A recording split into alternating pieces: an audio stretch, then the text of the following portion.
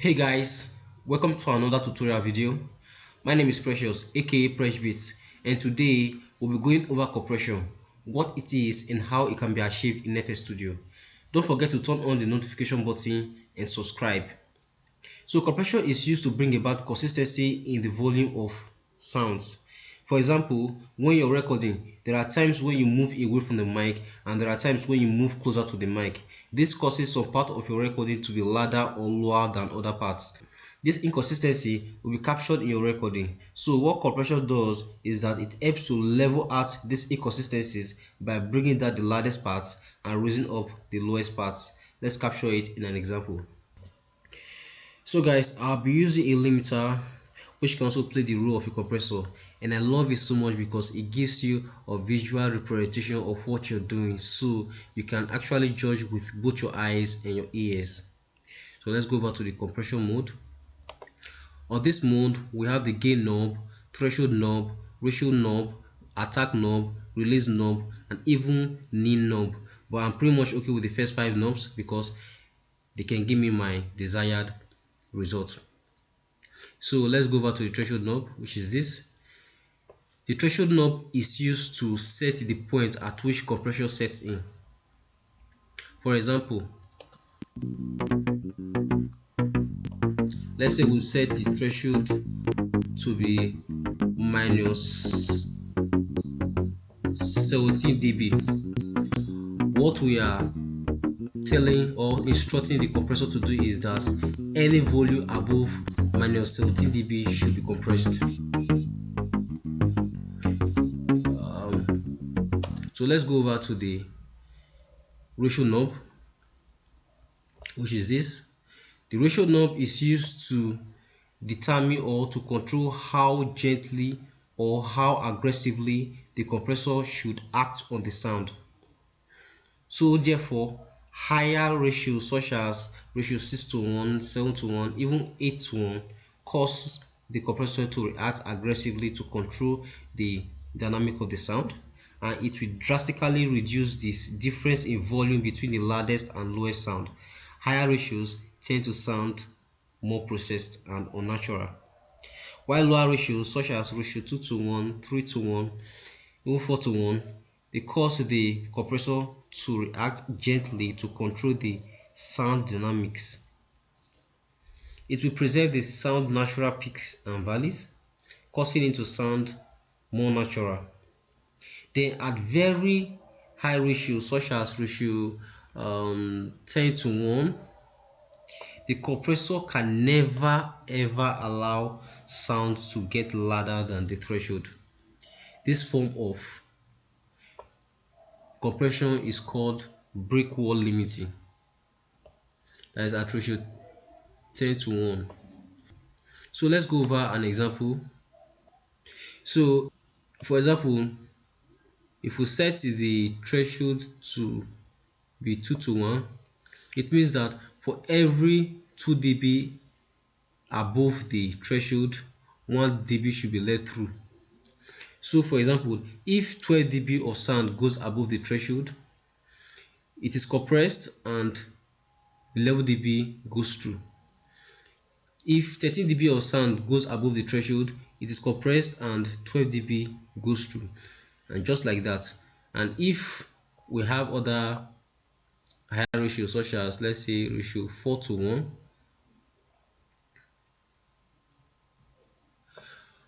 what it means is that for every 4 dB above the threshold, 2 dB should be allowed through.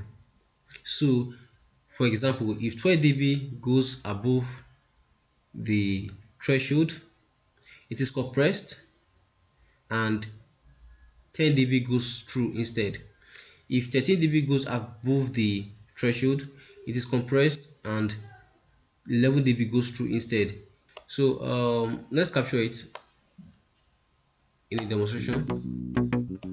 You can see now that though the threshold has been set, in this case 70:1, compression has not set in because we've not set the ratio at which compression should act. So let's do that. You can see compression setting in already. So this is 2:1. So all these spikes you're seeing are compressed volumes. They are volumes that went 2 dB above the threshold, and they compressed align just 1 dB instead. So let's go over to the attack knob, which is this. The attack knob is used to determine the time it takes for compression to reach maximum. That is to say that when a sound goes above the threshold and compression sets in, compression does not just instantly approach maximum. It takes time, and the attack knob is used to determine the time it takes for the compression to reach maximum. Similarly, the release knob is used to determine the time it takes for compression to drop back to ratio 1.1 where there is no compression occurring at all. That is to say that when a sound drops below the threshold point or the threshold, compression does not just drop down instantly. It gradually reduces till it gets to ratio 1.1 where there is no compression occurring. So the release knob is used to determine the time it takes for the compression to drop back to ratio 1.1 where there is no compression occurring at all. And then we have the gain knob, which is this. The gain knob is used to bring back volume lost during compression, because when you are actually compressing, volume is taken away from the sound. So the gain knob is used to restore the lost volume. So let's go over the example for the attack, release, and gain knob. So if we set the time to, let's say,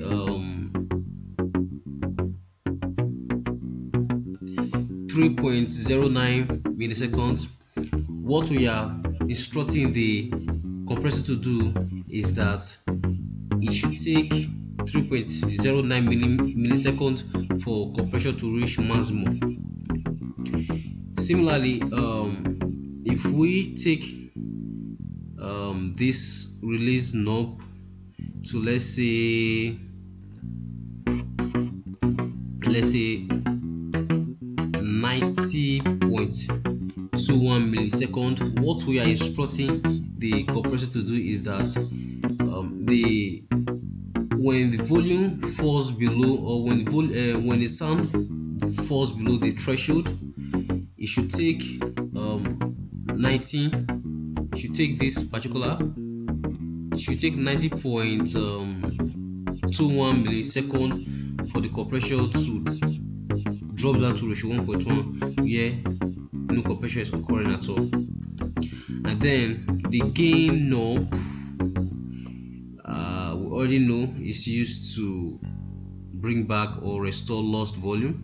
As long as compression has occurred or is taking place, there is loss in volume, and the gain knob is used to restore this volume. So let's quickly do that.